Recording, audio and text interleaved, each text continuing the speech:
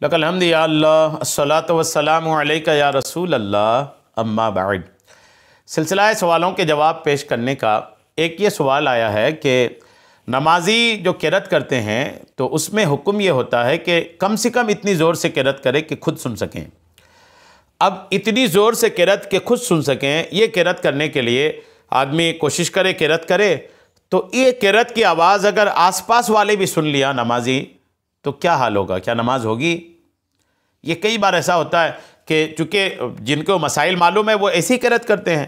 مسئلہ یہی ہے کہ نماز میں آپ تنہا نماز پڑھ رہے ہیں تو آپ قرأت کم سے کم اتنی بلند آواز سے کریں گے کہ آپ کو سنائی دے۔ تو اب اس کے لیے کرتے کیا ہیں کہ جب اپنے کو سنائی دینے کے لیے پڑھتے ہیں تو کئی بار آس پاس لوگوں تک آواز پہنچ جاتی ہے، تو آس پاس والے بھی اگر نمازی کی قرأت سن لیے تو نماز ہوگی کہ نہیں؟ جواب توجہ کے ساتھ سنیے۔ اگر نمازی اتنی آواز سے قرأت کر رہا ہے کہ شور و غل یا اونچا سننے کا عارضہ نہ ہو تو نمازی کے خود اپنے کان سن لیں، اور اب اس کے برابر میں ہی کوئی نماز پڑھ رہا ہے، اس سے بالکل سٹا ہوا کوئی نماز پڑھ رہا ہے، جس کے سبب پاس والے نمازی کو بھی اس کی ہلکی ہلکی آواز پہنچتی ہے، تو ظاہر ہے کہ جو آواز اپنے کان تک آنے کے قابل ہوگی وہ برابر والے کو بھی پہنچے گی۔ اس سے بچنا تو نہایت مشکل ہے۔ عام طور پر چونکہ مساجد میں خاموشی ہوتی ہے، اور بالخصوص جب سردیوں میں پنکھے بھی بند ہوں تو خاموشی اور زیادہ ہو جاتی ہے۔ اس صورتحال میں پاس کھڑے نمازی کی ہلکی سی آواز بھی تیز معلوم ہوتی ہے۔ ہاں، اگر کوئی واقعی اتنی تیز آواز سے قرأت کر رہا ہو کہ جس کی وجہ سے آس پاس کے نمازیوں کو نماز پڑھنے میں تکلیف کا سامنا ہو تو اس کا اتنی تیز آواز سے قرأت کرنا جائز نہیں ہوگا۔ اس پر لازم ہے کہ اتنی آہستہ آواز سے قرأت کرے کہ اپنے کانوں تک بھی آواز پہنچنے کے قابل ہو اور آس پاس کے نمازیوں کو بھی تکلیف نہ ہو۔ بلکہ اگر دن کے سنت اور نوافل ہوں تو تنہا نماز پڑھنے والے پر سری یعنی آہستہ آواز سے قرأت کرنا واجب ہے۔ اگر تنہا نماز پڑھنے والے نے دن کے سنن و نوافل میں اتنی بلند آواز سے قرأت کی کہ اگر اس کے پیچھے صف ہوتی تو پہلی صف کے لوگ بھی آواز سن لیتے، تو یہ جہر یعنی بلند آواز سے پڑھنا کہلائے گا۔ اس صورت میں دن کے نوافل میں جہر کرنے کی وجہ سے جان بوجھ کر واجب چھوڑنا ہوگا، جس کی وجہ سے اس نماز کے واجب الاعادہ یعنی لوٹانے کا حکم بھی ہوگا۔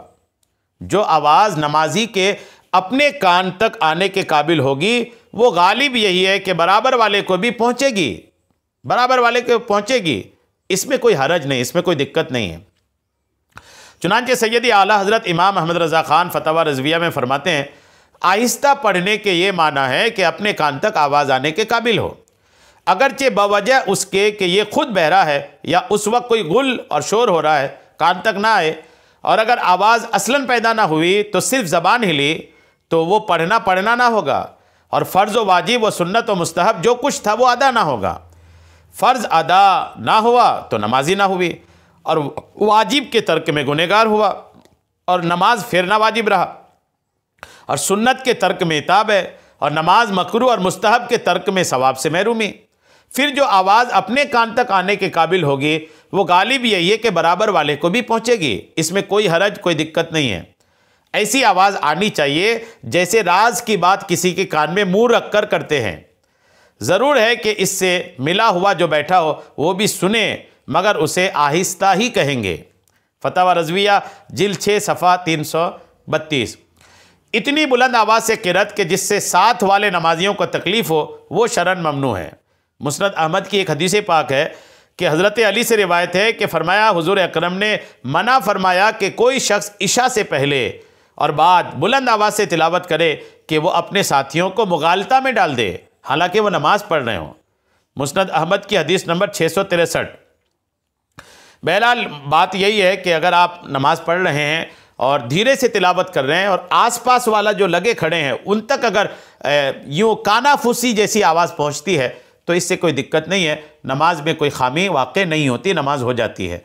امید ہے بات آپ کو سمجھ میں آ گئی ہوگی۔ اللہ کریم ہم سب کو شریعت کے تمام مسائل سیکھنے، سمجھنے اور اس پر عمل کی توفیق عطا فرمائے، آمین، بجاہ النبی الامین صلی اللہ تعالی علیہ وسلم۔